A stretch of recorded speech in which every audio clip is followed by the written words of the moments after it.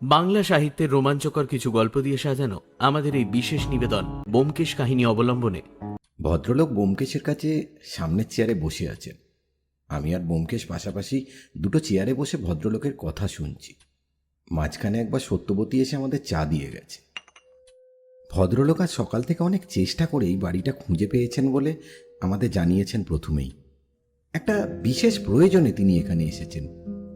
যথারীতি সকলে এই কারণেই ব্যোমকেশের সাথে দেখা করতে আসে। তবে এই ভদ্রলোক এসেছেন উত্তর কলকাতার এক বনেদি পরিবার থেকে। ভদ্রলোকের নাম সমরকান্তি রায়। বাবার সময় তাদের বেশ রমরমা ব্যবসা ছিল, কিন্তু সেই ব্যবসা এখন তলানিতে এসে ঠেকেছে। এক ছেলে ও এক মেয়ে রয়েছে। এছাড়া ভদ্রলোকের স্ত্রী এবং তাদের বাড়িতে একটি কাজের লোকও রয়েছে। সব মিলিয়ে মোট 5 জন সদস্য ভদ্রলোকের বাড়িতে থাকে। এখনো পর্যন্ত ভদ্রলোক এই কথাগুলোই আমাদের সামনে বলেছেন। এখন চুপ করে বসে সামনে রাখা চায়ের কাপে মাঝে মাঝে চুমুক দিচ্ছেন আর মাথা তুলে এদিক ওদিক তাকাচ্ছেন। আমি জানি ভদ্রলোক নিজে থেকে কিছু বলা শুরু না করলে ব্যোমকেশ ওনাকে কিছু বলবে না। তাই আমি অপেক্ষা করতে লাগলাম ভদ্রলোকের চা শেষ হয়ে যাওয়ার জন্য। তারপরেই বোধহয় ভদ্রলোক কথা বলা শুরু করবেন। কোনো কেসে ব্যোমকেশের সাথে তদন্ত করবার সময় ব্যোমকেশ বারবার আমাদের বলে ছোট ছোট সমস্ত ব্যাপারগুলো ভালো করে পর্যবেক্ষণ করতে, কারণ পরবর্তীকালে এই ছোট ছোট ব্যাপারগুলোই আমাদেরকে অনেক বেশি সাহায্য করতে পারে। তাই আমি ভদ্রলোককে আপাদমস্তক ভালো করে দেখতে লাগলাম। পরনে ধুতি আর পাঞ্জাবি থাকলেও সেগুলো যে বেশ দামি তা বোঝা যায়। চোখের ওপর একটা ভারী চশমা তার চোখের দৃষ্টি যেন আরো তীক্ষ্ণ করে দিয়েছে। মাথার চুল প্রায় অর্ধেকের বেশি সাদা হয়ে এসেছে। গায়ের রং ফর্সাই বলা চলে। তবে গোটা মুখে বসন্তের গুটি গুটি দাগ রয়েছে। পুরুষ মানুষের মুখ পরিষ্কার চকচকে হলে বোধহয় তেমন একটা ব্যক্তিত্ব ফুটে ওঠে না। এই ভদ্রলোকের পক্ষে সেই কথাটা একদম সত্যি। তার মুখের গুটি বসন্তের দাগ যেন তার ব্যক্তিত্বকে আরো প্রখর করে চলেছে।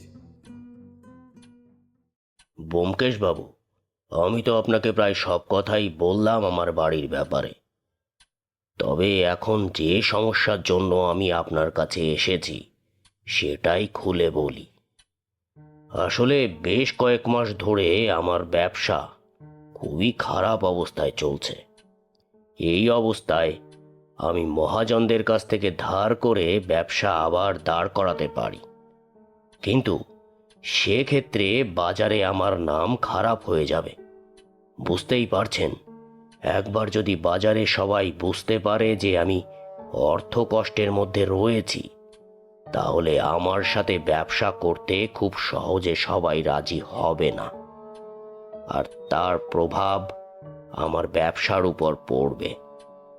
এই অবস্থায় আমি নিজেকে বাঁচানোর জন্য আমার স্ত্রীর গয়নাপত্র কিংবা বাড়িতে যে সমস্ত দামি জিনিস রয়েছে সেগুলো বিক্রি করে টাকা জোগাড় করতে পারি। তবে সেগুলো আমি করতে চাই না, কারণ বাবা আমায় শিখিয়েছেন যতই সমস্যায় থাকি না কেন বাড়ির জিনিসপত্র কখনো বিক্রি করা উচিত নয়। তাই আমি আমাদের বাড়িতে একটা গুপ্তধন রয়েছে সে ব্যাপারে একবার অনুসন্ধান করার চেষ্টা করতে চাইছি। যদি সেটা পাওয়া যায় তাহলে তো আমার ব্যবসায়ের অর্থ কষ্টও থাকবে না। আপনার বাড়িতে গুপ্তধন? তার মানে আপনার বাড়িতে সত্যি কি কোনো গুপ্তধন রয়েছে? আমি আর আমার পূর্বপুরুষেরা ব্যবসায়ী হলেও আমরা আসলে জমিদারের বংশধর। এখানে আসার আগে আমাদের জমিদারি নদিয়া জেলার একটা গ্রামে ছিল, কিন্তু সময়ের সাথে সাথে সেই জমিদারি নষ্ট হয়ে যাওয়ায় আমার পূর্বপুরুষেরা এখানে আসার সময় বেশ কিছু ধনরত্ন নিয়ে এসেছিল। তবে সেগুলো কখনোই তারা নিজেদের কাজে লাগাতে চায়নি। সেগুলোই আমাদের এখনকার বাড়িতে কোথাও লুকিয়ে রাখা রয়েছে। আমার বাবা মারা যাওয়ার আগে আমায় একটা ডায়েরি দিয়ে গিয়েছেন। আসলে তাকে ডায়েরি না বলে পুঁথি বলাই ভালো, কারণ আমার বাবার শখ ছিল দোয়াত আর কালি দিয়ে পুঁথির মতন করে ডায়েরি লেখা। আর সেই ডায়েরিতে তিনি গুপ্তধনের কথাই বলে গেছেন, অথচ সেই গুপ্তধন আমরা কখনো খুঁজে পাইনি কিংবা খোঁজার চেষ্টাও করিনি। তবে আজ তা অত্যাবশ্যকীয় হয়ে পড়েছে ব্যোমকেশবাবু। আপনি তার মানে জমিদার বংশের বংশধর, তাহলে আপনাদের এখানকার বাড়িও বেশ বড়ই হবে। আর সেই বাড়িতে নিশ্চয়ই গুপ্তধন লুকিয়ে রাখার বেশ অনেক জায়গায় রয়েছে। এখন আমি যে বাড়িতে থাকি সে বাড়ি তৈরি করেছিলেন আমার ঠাকুরদা। হ্যাঁ, আপনি ঠিকই বলেছেন, আমাদের বাড়িটা অনেকটা জায়গা নিয়ে এই কলকাতার বুকে দাঁড়িয়ে রয়েছে। সে বাড়ি রক্ষণাবেক্ষণের খরচ অনেক ব্যোমকেশবাবু। তার পেছনেও আমার বছরে অনেক টাকা খরচ হয়ে যায়। তবে এই মুহূর্তে এমন অবস্থায় দাঁড়িয়েছে যে নিজের ব্যবসা টিকিয়ে রাখা সমস্যা হয়ে পড়েছে। আপনি কি আপনার বাবার সেই পুঁথি এখানে এনেছেন? না ব্যোমকেশবাবু, আমি চাই আপনি আমার সাথে আমার বাড়িতে চলুন। সেখানে গিয়েই আপনি সেই পুঁথি আর সমস্ত কিছু দেখে নেবেন। তাহলে আশা করি আপনার সুবিধাই হবে। এর আগে আপনারা কেন সেই গুপ্তধন খোঁজার চেষ্টা করেননি? ওই যে বললাম ব্যোমকেশবাবু, প্রয়োজন হয়নি। আর তাছাড়া সেই গুপ্তধন যে সত্যি এ বাড়িতে আছে তা আমরা সত্যি বলতে কি বিশ্বাস করতাম না। কিন্তু জানেন তো ব্যোমকেশবাবু, ডুবন্ত মানুষ খড়কুটো ধরে আঁকড়ে বাঁচতে চায়। আমিও সেটাই চাইছি। আপনার বাড়িতে না গেলে আর সেই পুঁথিটা না দেখলে গুপ্তধনের ব্যাপারে কিছুই বলা যাবে না। আর তাছাড়া গোটা ব্যাপারটা ভালোভাবে না বুঝেই কেসটা আমি হাতে নেব কি নেব না তা তো আপনাকে সঠিকভাবে জানাতে পারছি না। ব্যোমকেশবাবু, আমি অনেক আশা নিয়ে আপনার কাছে এসেছি। আমার এই সমস্যায় একমাত্র আপনি ছাড়া আর কেউ আমাকে বাঁচাতে পারবে না। তবে হ্যাঁ, আমি আপনাকে জোর করব না, কারণ আমি জানি আপনার মনের মতন কেস না হলে আপনি তা হাতে নেন না। কিন্তু আপনি একদিন আমার বাড়িতে আসুন, সমস্তটা দেখুন। তারপর যদি আপনার মনে হয় তাহলে আপনি না হয় আমায় সাহায্য করবেন। আপনি আপনার ঠিকানা আর বাড়ির টেলিফোন নাম্বার এই কাগজটা লিখে দিয়ে যান।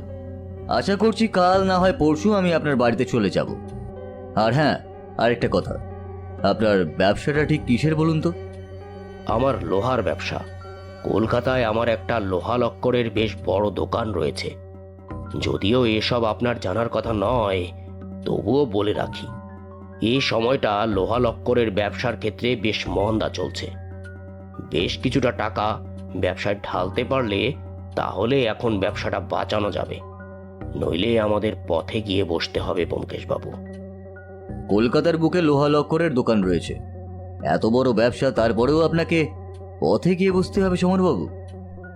ব্যোমকেশবাবু, ব্যবসা এমনই, যখন ভালো সময় থাকে তখন দু হাতে টাকা উপার্জন করা যায়, কিন্তু যখন খারাপ সময় তখন বুদ্ধি করে চলতে না পারলে সব হারিয়ে পথে বসে যেতে পারি।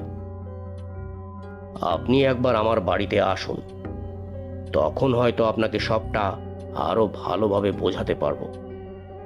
তবে তাই হোক, আমি কালই না হয় একবার আপনার বাড়িতে গিয়ে সমস্যাটা দেখে আসবো, তারপর না হয় আপনাকে জানাবো।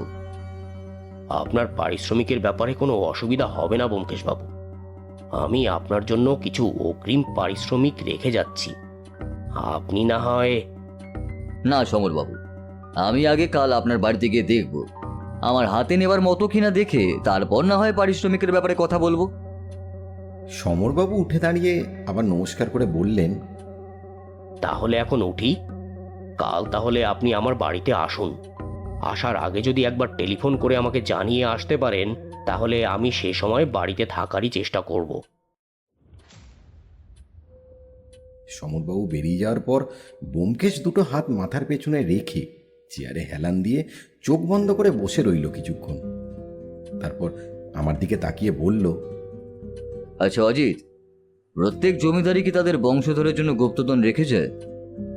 আমার তো তাই মনে হয় ব্যোমকেশ, কারণ আজ পর্যন্ত তোমার হাতে যে কটা গুপ্তধনের কেস এসেছে তার মধ্যে বেশিরভাগই হয় জমিদার বাড়ি, আর না হয় জমিদারের কোনো এক বংশধর ছিল। বুঝলে অজিত, আমরাও যদি কোনো এক জমিদারের বংশধর হয়ে জন্ম নিতাম তাহলে আমাদের আর এত কষ্ট করে ঘুরে ঘুরে কেস সলভ করতে হতো না, পায়ের উপর পা তুলে আরামে জীবন কাটিয়ে দিতে পারতাম। ব্যোমকেশের কথা শুনে এবার আমি সত্যি সত্যি আগের চেয়ে বেশি জোরে হেসে উঠলাম। তারপর বললাম, জমিদাররা কিন্তু কখনো তাদের গুপ্তধন চোখের সামনে রেখে যায় না বন্ধু। তারা ঠিক কোথাও না কোথাও লুকিয়ে রেখে যায়। তাই তোমাকে সেই গুপ্তধন উদ্ধার করতে গেলেও কেস তো সলভ করতে হতো নাকি? হাসালে অজিত। আরে এত কেস সলভ করার চেয়ে সামান্য একটা কেস সলভ করে নিয়ে তারপরে এই গোটা জীবন কাটিয়ে দেওয়াটা কি বুদ্ধিমানের কাজ হতো না? জমিদারের বংশধর হতে পারোনি বলে তোমার বোধহয় হিংসে হচ্ছে, তাই না ব্যোমকেশ? তা সামান্য হচ্ছে বই কি, আর না হওয়ারই বা কি আছে? এমন সময় সত্যবতী ঘরে ঢুকলো।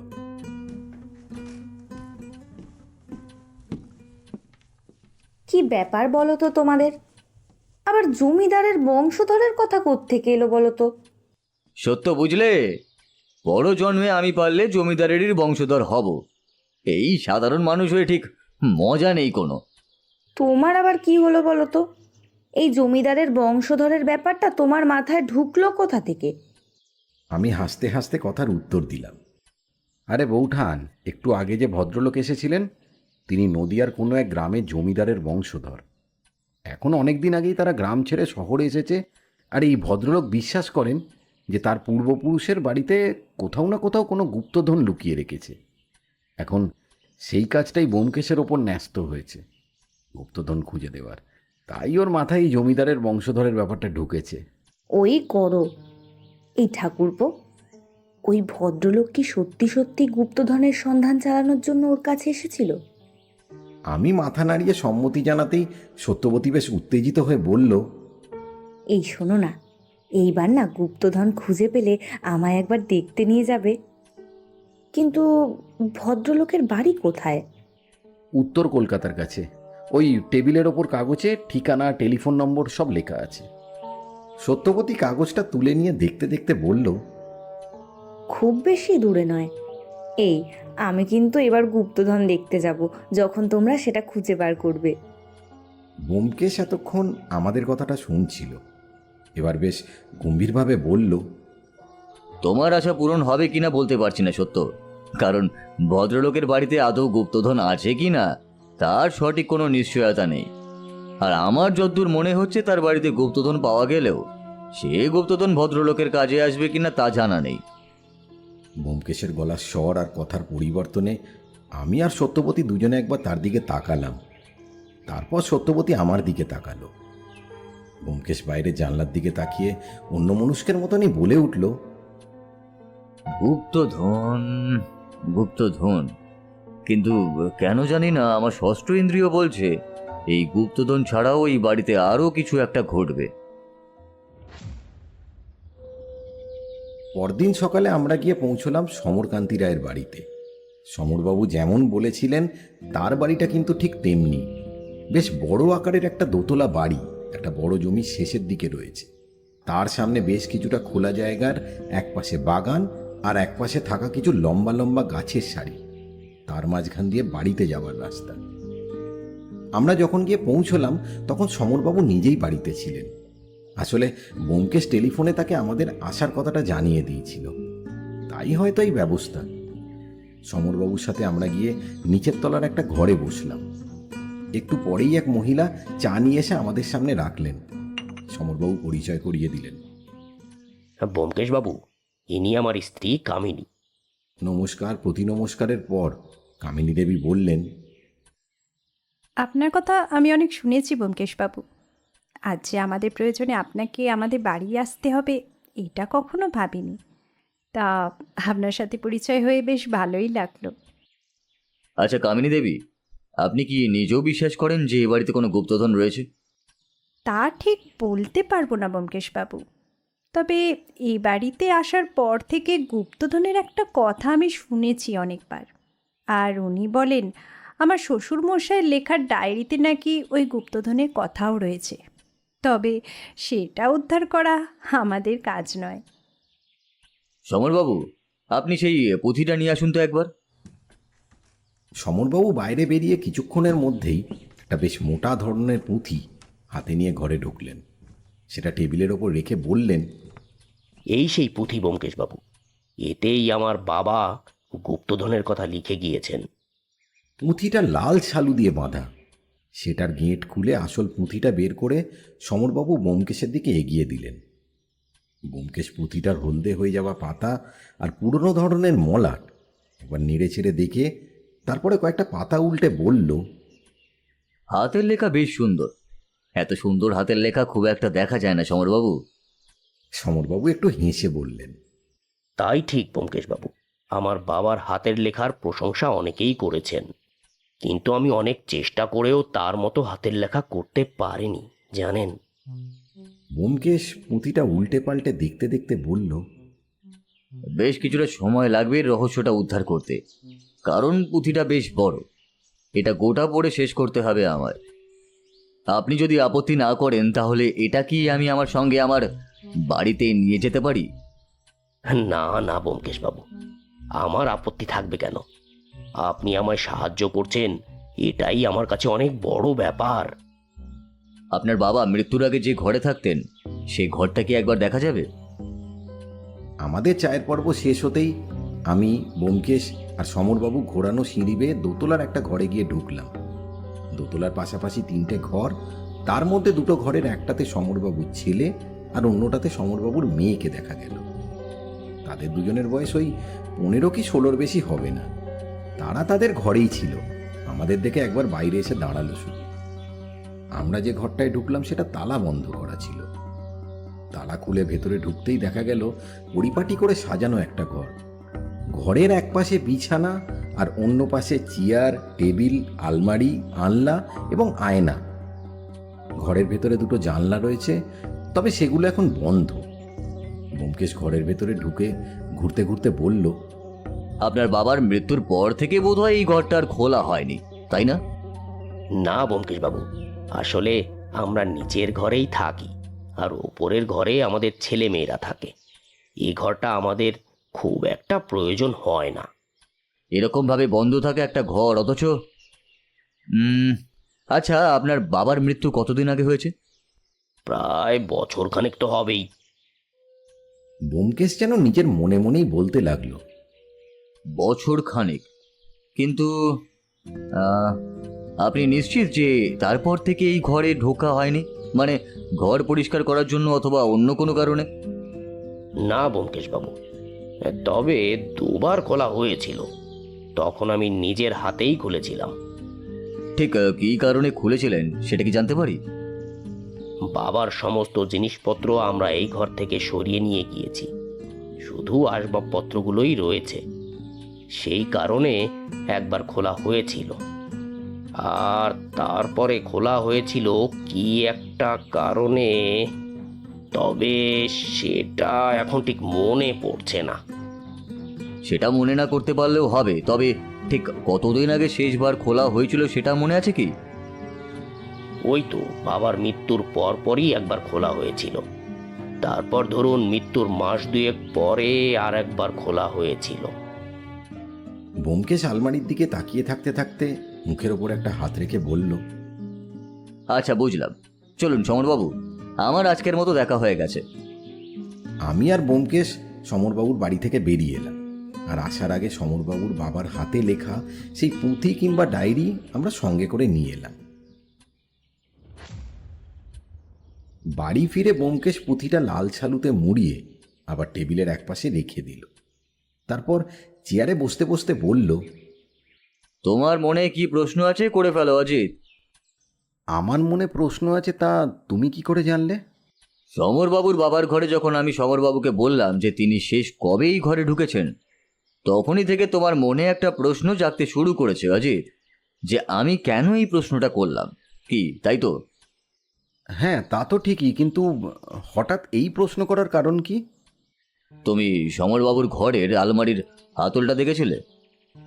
আমি অবাক হয়ে ব্যোমকেশের দিকে তাকিয়ে প্রশ্ন করলাম, হাতল?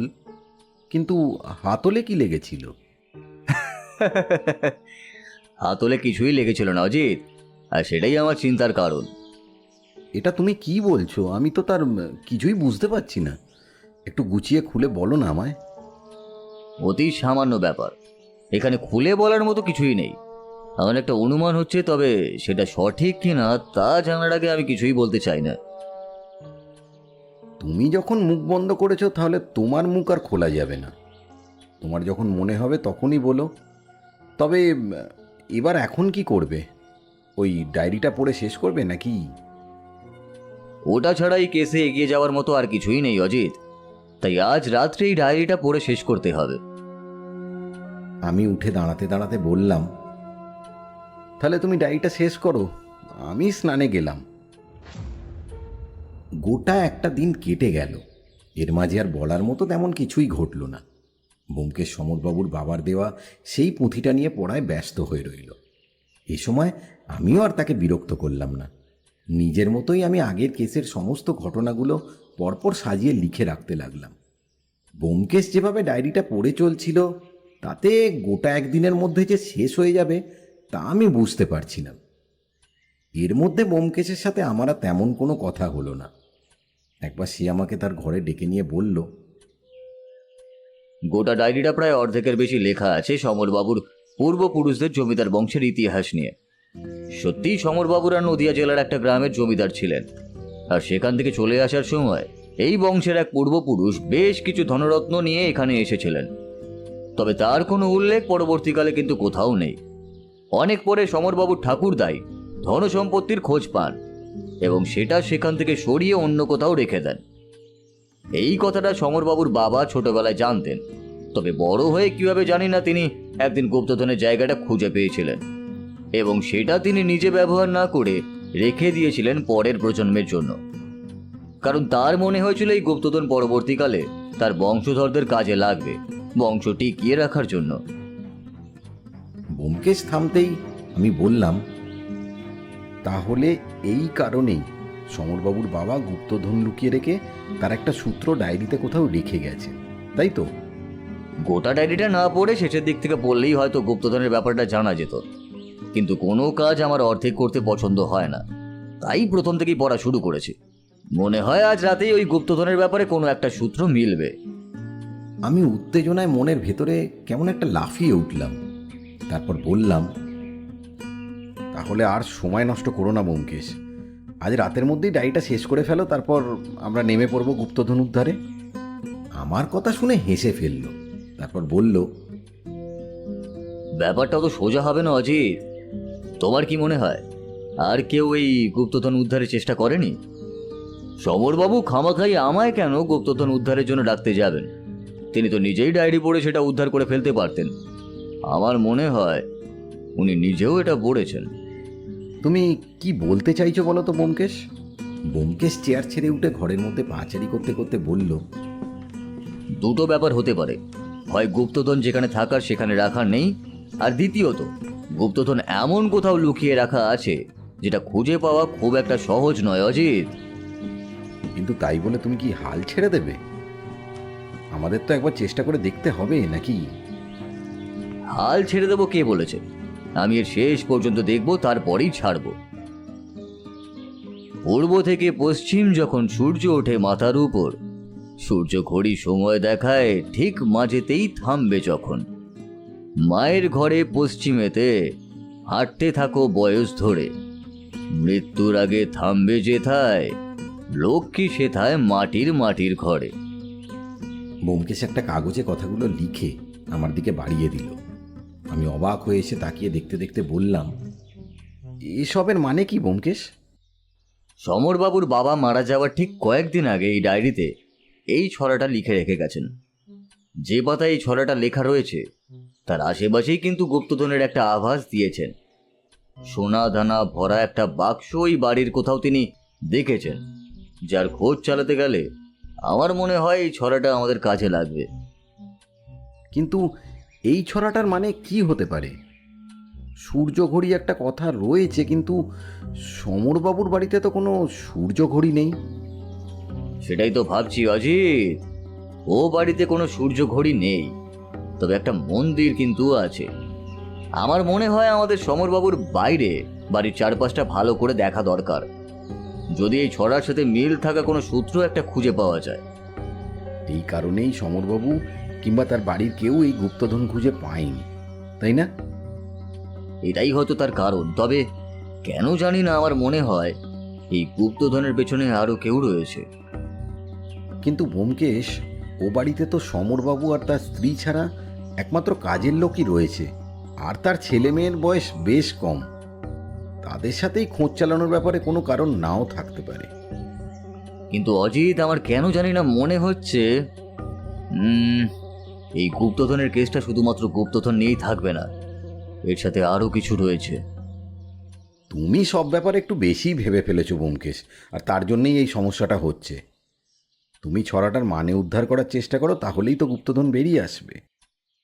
চলো অজিত, আজ একবার সমরবাবুর বাড়ি থেকে ঘুরে আসি, আর সেই সূর্য ঘড়ির ব্যাপারটা আসলে কি সেটা বার করার চেষ্টা করা যাক। আমরা আবার সমরবাবুর বাড়িতে গিয়ে পৌঁছলাম। তিনি আজ বাড়িতেই ছিলেন, তাই তার সাথে দেখা হয়ে গেল। ব্যোমকেশ অন্য কিছু না বলেই সোজাসুজি ঘড়ির ব্যাপারটা জিজ্ঞেস করে বসলো। হ্যাঁ, আপনাদের বাড়িতে কি কোনো সূর্য ঘড়ি রয়েছে? মানে ধরুন আপনার বাবার সময় কিংবা আপনার ঠাকুরদার সময়।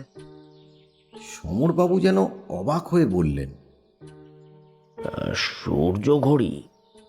না তো, আমি এরকম কথা তো ছোট থেকে কোনোদিন শুনিনি। আপনার বাবার ডায়েরি পড়ে যতটা জানা গেছে তাতে একটা ছড়া রয়েছে, আর সেই ছড়াটার ব্যাপারে জানতে পারলেই আমার মনে হয় আমরা গুপ্তধনের কাছাকাছি পৌঁছে যাব। তবে তার জন্য সূর্য ঘড়িটা খুঁজে বের করা খুবই প্রয়োজন। ছড়াটা আমিও দেখেছি ব্যোমকেশবাবু, তবে তার কোনো মানে উদ্ধার করতে পারিনি। সত্যি বলতে আপনাকে এই ব্যাপারটা জানানোর আগে আমি নিজেও গুপ্তধনের ব্যাপারটা খোঁজার চেষ্টা করেছি, কিন্তু কিছুই করতে পারিনি। আমি একটু আপনার বাড়ির চারপাশটা ঘুরে দেখতে চাই, আশা করি এতে আপনার কোনো আপত্তি থাকবে না। সমরবাবু আমাদের নিয়ে বাড়ির বাইরেটা ঘুরিয়ে দেখাতে লাগলেন। বাড়ির পেছনের দিকে যে একটা মন্দির আছে সেটাও আমরা দেখতে পেলাম, আর সেই মন্দিরে যে মূর্তিটা প্রতিষ্ঠা রয়েছে তাকে আমরা মহালক্ষ্মী দেবীর মূর্তি বলেই জানি। এই মূর্তির মন্দিরের কথাই বোধহয় আপনার বাবা ডায়েরিতে বলে গেছেন, কিন্তু এইখানে তো কোনো সূর্য ঘড়ি। আমরা তিনজন মন্দিরের চারপাশে, এমনকি মন্দিরের ভেতরে ঢুকেও খুঁজতে লাগলাম, যাতে কোনো একটা সূর্য ঘড়ি কিংবা সেই ধরনের কিছু একটা দেখা যায়। অনেকক্ষণ ঘোরাফেরার পর আমরা হাল ছেড়ে দিয়ে মন্দিরের সামনে এসে দাঁড়ালাম। এখন সূর্য পশ্চিম দিকে হেলে পড়েছে। ছড়ায় লেখা আছে, সূর্য যখন প্রায় মাথার ওপরে থাকবে, তার মানে ভর দুপুরের সময়ের কথা বলা আছে। আমি তাই বললাম, ব্যোমকেশ, আমার মনে হয় এখন আমরা সেই সূর্য ঘড়ির সন্ধান পাবো না, কারণ এখন সূর্য পশ্চিমে হেলে রয়েছে। ছড়ায় বলা হয়েছে যখন সূর্য মাথার উপরে থাকবে, তার মানে তো দুপুরের সময়। সেই ব্যাপারটা আমি বুঝতে পেরেছি অজিত, তবে সূর্য ঘড়ি খুঁজে না পাওয়া গেলে দুপুরের সময় এ বাড়িতে এসেও আমরা কিন্তু কিছুই খুঁজে পাবো না। আমরা কথা বলছি এমন সময় ঘরের ভেতরের দিক থেকে একটা প্রায় 24-25 বছরের ছেলে আমাদের দিকে এগিয়ে আসতে লাগলো। সমরবাবু সেই দিকে তাকিয়ে বললেন, এ হলো আমাদের বাড়ির কাজের লোক বিহারী কাকার ছেলে। ভাবছি ওকে আমার ব্যবসার কাজে লাগিয়ে দেব, তাতে ছেলেটার একটা গতিও হবে। তো বেশ, তো ভালোই ভেবেছেন। তবে এ কি মাঝে মাঝেই আপনাদের এখানে আসে? বিলু, ইনি হলেন ব্যোমকেশবাবু।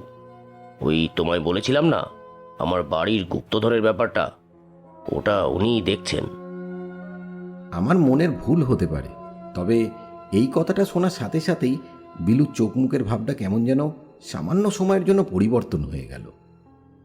তারপরেই সে সময় নিয়ে নিজের মুখের ভাবটা পরিবর্তন করে আবার হাসি মুখে এগিয়ে এসে বলল, নমস্কার।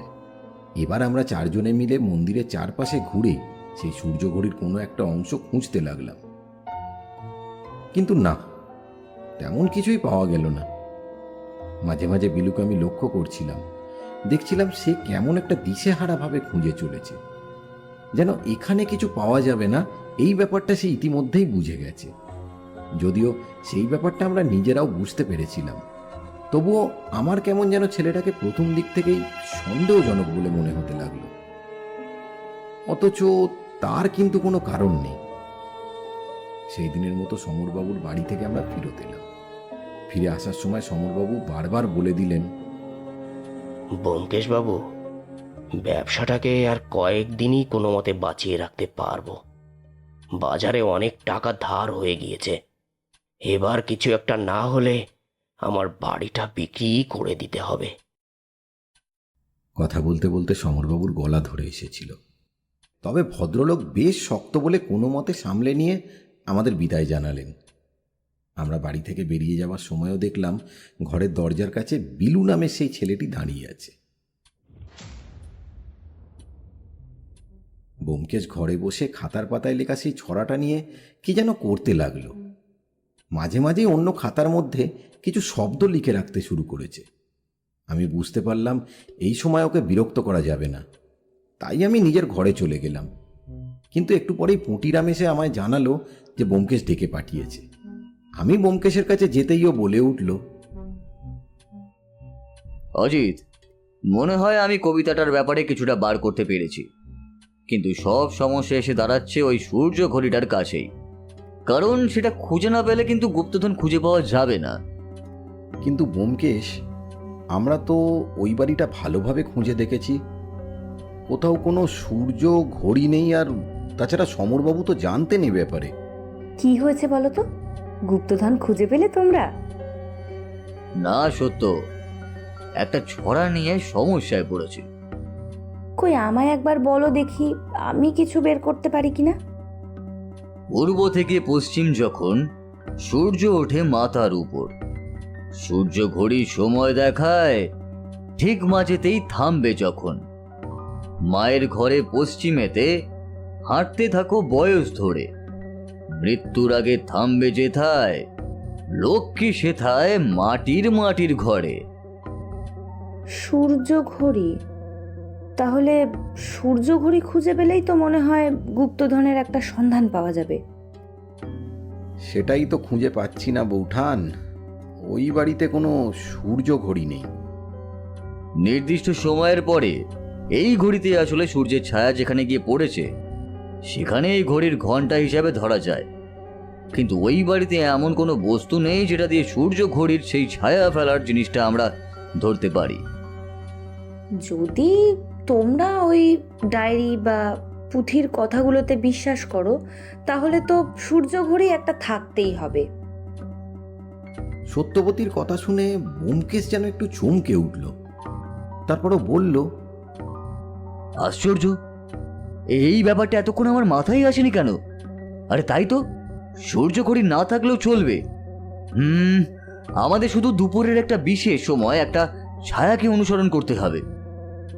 এবার গোটা ব্যাপারটা আমার মাথায় এলো। আমিও তাই অবাক হয়ে বললাম, মনে হয় ওই মন্দিরটার সাথে এই সূর্য ঘড়ির ব্যাপারে কোনো একটা সম্পর্ক আছে ব্যোমকেশ। ব্যোমকেশ চোখ বুজে হেলান দিয়ে কি যেন ভাবতে লাগলো। আমি আর সত্যবতী এরোর মুখ চাচাই করেই চুপ করে রইলাম। প্রায় কিছুক্ষণ পর ব্যোমকেশ আচমকা উঠে গিয়ে টেলিফোনে সমরবাবুর নম্বরটা ধরল। তারপর নিচু স্বরে কি কথা বলল আমরা সেভাবে শুনতে পেলাম না। তবে এটা বুঝতে পারলাম যে ব্যোমকেশ সমরবাবুকে কিছুটা সাবধান হয়ে থাকতে বলল। ব্যোমকেশ এসে চেয়ারে বসতেই আমি বললাম, ব্যোমকেশ, তুমি সমরবাবুকে সাবধানে থাকতে বললে কেন?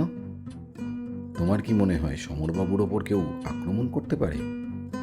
গুপ্তধনের পেছনে শুধু আমরা নেই অজিত, আরও কেউ আছে, সেটা আমার আগেই মনে হয়েছে। তাই সমরবাবু এবং তার পরিবারের একটু সাবধানে থাকা প্রয়োজন। এই কথাটা এর আগে আমারও মনে হয়েছিল, তাই আমি আর ব্যোমকেশকে অযথা প্রশ্ন করলাম না। রাতের খাওয়া সেরে আমরা যে যার মতো ঘরে চলে গেলাম। শুধু যাবার আগে ব্যোমকেশকে দেখলাম খাতা খুলে সেই ছড়াটা নিয়ে তার মানে উদ্ধার করার চেষ্টা তখনও করে চলেছে। আমি নিজের ঘরে শুয়ে একটা কাগজে ছড়াটা লিখে ফেললাম। তারপর একটা একটা করে লাইন পড়ে পড়ে তার মানে উদ্ধার করার চেষ্টা করতে করতে কখন যে ঘুমিয়ে পড়েছি তা মনে নেই। সকালে ঘুমটা ভাঙল ব্যোমকেশের ডাকাডাকিতে। অজিত ওঠো, আমাদের বেরোতে হবে। অজিত, এত দেরি পর্যন্ত ঘুমালে হবে? আমি বিছানায় উঠে চোখ ডলতে ডলতে বললাম, আজ এত তাড়াতাড়ি বের হতে চাইছো ব্যোমকেশ? ছড়াটার মানে বোধহয় আমি উদ্ধার করে ফেলেছি, তবে সেটা সমরবাবুর বাড়িতে গিয়ে কাজে না লাগানো পর্যন্ত বোঝা যাবে না। আমি দুপুর হওয়ার আগে আগে ওই বাড়িতে পৌঁছে যেতে চাই। যাতে আমাদের কাজে দেরি না হয়ে যায়। সে কি, তুমি উদ্ধার করে ফেলেছো? তাই তো মনে হচ্ছে, তবে কাজটা এখনো কঠিন হতে পারে অজিত। এই বলছো উদ্ধার করে ফেলেছো, আবার এখন বলছো কাজটা কঠিন হতে পারে। তুমি নিজে জানো তুমি কি বলছো? এই ব্যাপারটা নিয়ে এখন আমি ভাবতে চাইছি না অজিত, কারণ আমার মাথায় অন্য একটা ব্যাপার ঘুরছে। কোন ব্যাপার? ওই আলমারির হাতলের ব্যাপারটা। এ কি শুরু করলে তুমি বলো তো ব্যোমকেশ? হ্যাঁ, আমরা খুঁজতে বসেছি গুপ্তধন, আর তুমি সেই প্রথম থেকে আলমারির হাতল নিয়ে পড়ে রয়েছো। তোমায় বোঝা সত্যিই দুষ্কর ব্যোমকেশ। তুমি সেদিন গোটা ঘরটা দেখেছো অজিত, কিন্তু আলমারির হাতলটা ভালোভাবে লক্ষ্য করনি। যদি লক্ষ্য করতে তাহলে বুঝতে পারতে আমি কেন এই কথাটা বলছি। যাকে ওসব এখন বাদ দাও, চলো তৈরি হয়ে নাও, আমাদের সমরবাবুর বাড়িতে যেতে হবে। সমরবাবুর বাড়ির ঘরে আগের দিনের মতো বসার জায়গায় বসে রয়েছি আমি, ব্যোমকেশ, সমরবাবু, বিলু, তাদের কাজের লোক এবং সমরবাবুর স্ত্রী কামিনী দেবী। সমরবাবু ছেলে মেয়ে ওপরে সিঁড়ির কাছে দাঁড়িয়ে আমাদের দেখে চলেছে। ছেলে মেয়ে দুটো বোধহয় কম কথাবার্তা বলে, কারণ এই কদিন আমি তাদেরকে একবারও সেভাবে কিছু বলতে দেখিনি। তবে তারা নিজেদের মধ্যে আস্তে আস্তে এবং ফিসফিস করে কিছু কথা বলতো। সমরবাবু, আপনার বাড়ির গুপ্তধন বোধহয় আমি বার করে ফেলতে পারবো, তবে তার জন্য আমাদের অন্তত দুপুর 12টা পর্যন্ত অপেক্ষা করতে হবে। এখন ঘড়িতে বাজে 11টা, তাই এই সময়টুকুর মধ্যে আমি একটা অন্য ব্যাপার নিয়ে আপনার সাথে কথা বলতে চাই। হ্যাঁ, বলুন না ব্যোমকেশবাবু, আপনি কি বলতে চাইছেন বলুন। প্রথম যেদিন আমি আপনার বাবার ঘরটা দেখতে গেছিলাম, তখন সেই ঘরের আলমারির হাতলটা দেখে আমার মনে একটু খটকা লেগেছিল। আপনি বলেছেন সেই ঘরে আপনারা অনেকদিন আগে ঢুকেছিলেন, তারপর থেকেই ঘর বন্ধ ছিল। কিন্তু সেই দিন যখন আমি আলমারির হাতলটা দেখেছি, তখন সেই হাতলের উপর কিন্তু ধুলো ছিল না, বরং গোটা আলমারির গায়ে, এমনকি মেঝেতেও সামান্য ধুলো পড়েছিল। আর সেই ধুলোর পরতের মধ্যে কিন্তু একটা স্পষ্ট পায়ের ছাপ ছিল, যেগুলো আমাদের পায়ের ছাপের থেকে আলাদা, কারণ সেই পায়ের ছাপের মাপ আমাদের তিনজনের চেয়ে অনেকটা কম। সেদিন আমরা তিনজন ছাড়া অন্য কেউ কিন্তু সেই ঘরে ঢোকেনি।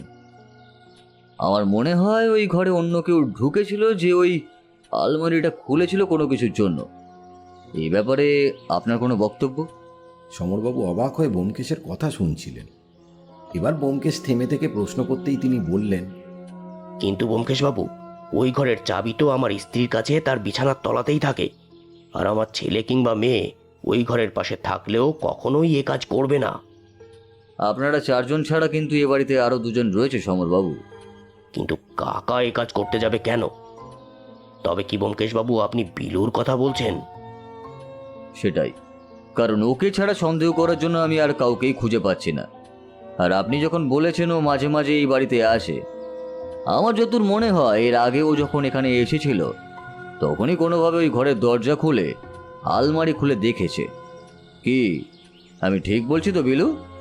ব্যোমকেশের কথায় বিলু কিছুক্ষণ মাথা নিচু করে বসে রইল, তারপর বলল, আমি বাবাকে অনেকবার বলেছিলাম ওই ডায়েরিটা আমায় দেখাতে। ওই ডায়েরির ছড়াটার কথা আমি একবার শুনেছিলাম দাদাবাবুর কাছ থেকে। তবে ওটা হাতে পেলে আমি গুপ্তধনটা খুঁজে দেখতে পারতাম। তাই সেদিন আমি বিছানার তলা থেকে চাবি নিয়ে ওই ঘরের আলমারি খুলে দেখেছিলাম যে ওই ঘরেই ডায়েরিটা আছে কিনা।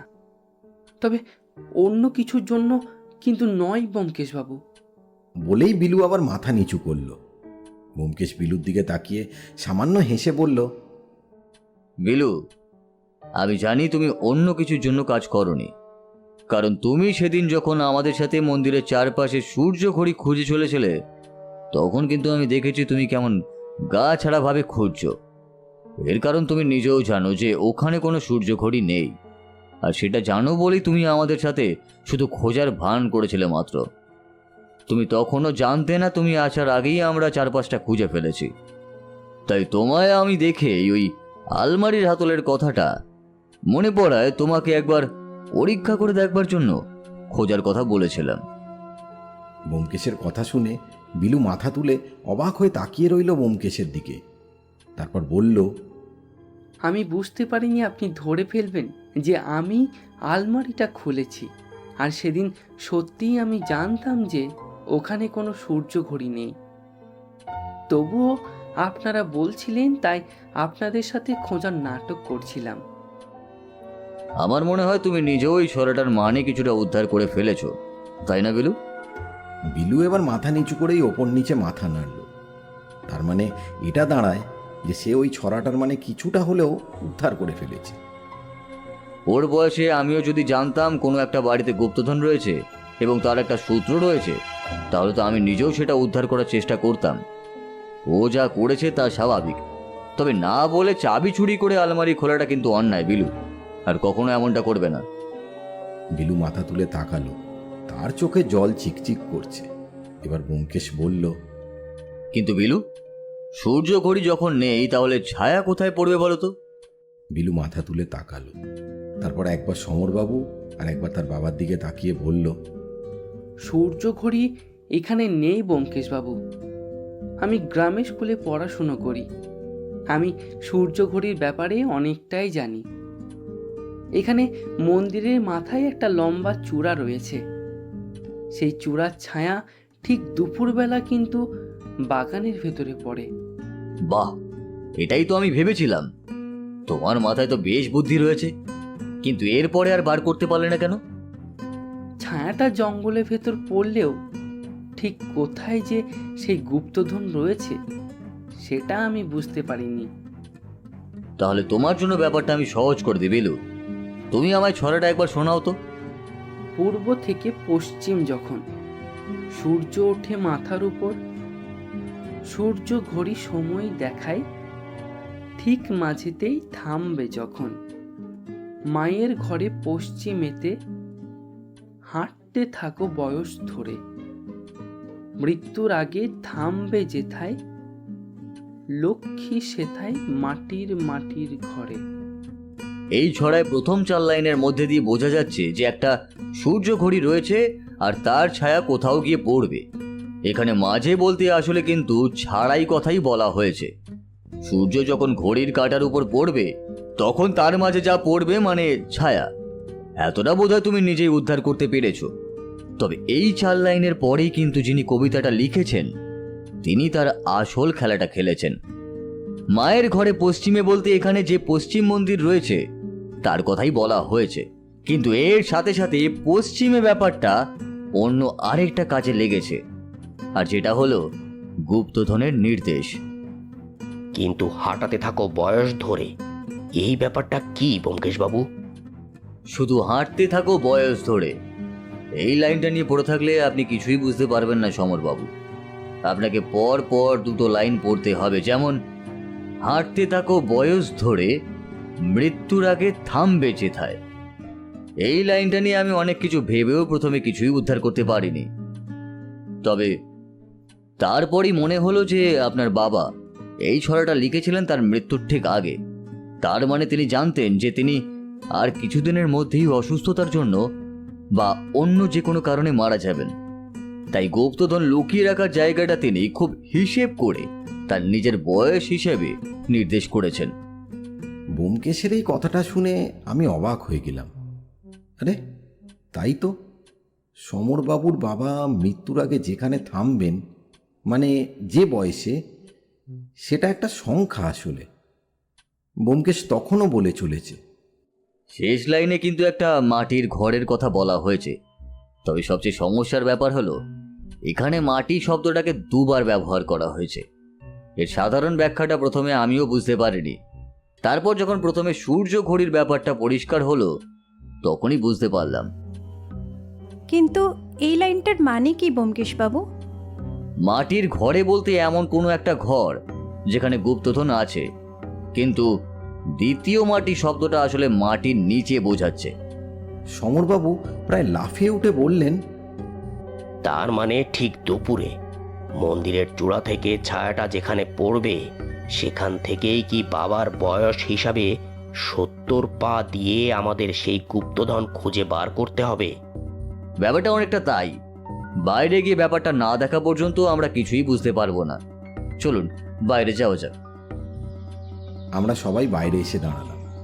ঘরের দেওয়াল ঘড়িতে তখন 12টা বাজতে মাত্র 5 মিনিট বাকি। মন্দিরের সামনে গিয়ে দাঁড়াতেই মন্দিরের চূড়ায় লম্বা একটা পাথরের স্তম্ভ দেখা গেল। ব্যোমকেশ বিলুকে বলল, বিলু, তুমি ছাদে চলে যাও, গিয়ে দেখো এই পাথরের থামের উপর পড়া রোদের আলোর ছায়াটা ঠিক কোথায় গিয়ে পড়েছে সেটা আমায় জানাও, তাহলেই আমরা জায়গাটা বার করতে পারবো। বিলু ব্যোমকেশের কথা শুনে ছাদে চলে গেল এবং একটু পরেই বাগানের ভেতর থেকে একটা নির্দিষ্ট দিকে আঙুল তুলে দেখিয়ে বলল, ব্যোমকেশ বাবু, ওই সামনের নারকেল গাছটার দিকে ছায়া পড়েছে। ছায়াটা লম্বা হয়ে পড়ার কথা বিলু, তুমি ভালো করে দেখো ছায়াটা কোথায় গিয়ে শেষ হচ্ছে। তারপর কিছুক্ষণ কেটে গেল রুদ্ধশ্বাসে। বিলুর দেখানো একটা নির্দিষ্ট জায়গায় ছাওয়াটা শেষ হয়েছে। সেখান থেকে আমরা গুনে গুনে 70 পা পশ্চিমের দিকে এগিয়ে গিয়ে আরও একটা বড় গাছের তলায় গিয়ে দাঁড়ালাম। বিলু ততক্ষণে ঘরের ভেতর থেকে একটা কোদাল নিয়ে এসেছে। বিলু আর তার বাবা মিলে ব্যোমকেশের দেখিয়ে দেওয়া একটা নির্দিষ্ট জায়গা খুঁড়তে লাগলো। খুঁড়তে খুঁড়তে বেশ কিছুক্ষণ পর একটা শক্ত কিছুতে কোদালের ফলা লাগতেই ওরা থেমে গেল। কিছুক্ষণ পর মাটির তলা থেকে উঠে এলো একটা 4 কোণা মাঝারি মাপের বাক্স। সমরবাবু আর কামিনী দেবীর মুখ খুশিতে উজ্জ্বল হয়ে রয়েছে। বিলুর মুখেও একটা সুন্দর হাসি। সমরবাবু ছিটকিনিটা খুলে এক টানে বাক্সটা খুলে ফেলতেই ভেতর থেকে এই দুপুরের আলোয় চকচক করে উঠল বেশ কিছু সোনার গহনা, আর তার উপর ছড়িয়ে থাকা 4-5টা বোধহয় হিরে কিংবা অন্য কোনো দামি পাথর হবে। সমরবাবু, আপনার মনে হয় বিলু ছেলেটা সত্যিই ভালো। সে গুপ্তধন খোঁজার উত্তেজনায় একটা ভুল কাজ করে ফেলেছে, তাকে আপনি ক্ষমা করে দেবেন। আপনি যেটা ভালো বুঝবেন ব্যোমকেশ বাবু। আর ছেলেটি সত্যিই ভালো, আমি জানি। কাজে কর্মে বেশ মন আছে। তাহলে আপনার কাজ শেষ হয়ে গেল। আশা করি আপনার ব্যবসাতে আর কোনো সমস্যা হবে না। হ্যাঁ, এখন আমরা চলি। আমরা বেরিয়ে যাবার আগেই সমরবাবু একটা সাদা খাম ব্যোমকেশের হাতে ধরিয়ে দিল। আমি বুঝতে পারলাম এটা হলো পুরস্কার তার গুপ্তধন খুঁজে দেবার জন্য। আমি আর ব্যোমকেশ হাঁটতে হাঁটতে বড় রাস্তার দিকে এগিয়ে গেলাম একটা ভাড়া গাড়ির খোঁজে। ব্যোমকেশের ঘরের চেয়ারে দুজনে বসে রয়েছি। সত্যবতী চা নিয়ে এসে আমাদের সামনে বসে বলল, গুপ্তধন উদ্ধার হলো তাহলে? হ্যাঁ, হলো। তবে এই গুপ্তধন উদ্ধার করে আবার সেই আফসোসটা মাথার ভেতর নড়াচড়া দিয়ে উঠছে, বুঝলে সত্য? আফসোস? কিসের আফসোস? ব্যোমকেশ কেমন যেন একটা অদ্ভুত স্বরে বলল, একটা জমিদারের ঘরে জন্মাতে পারলেই ভালো হতো সত্য। তাহলে বারবার খুঁজতে হতো না, একবার গুপ্তধন খুঁজে নিলেই হতো। ব্যোমকেশের কথা বলার স্বরে যেন কি একটা ছিল। আমি আর সত্যবতী দুজনেই হেসে উঠলাম।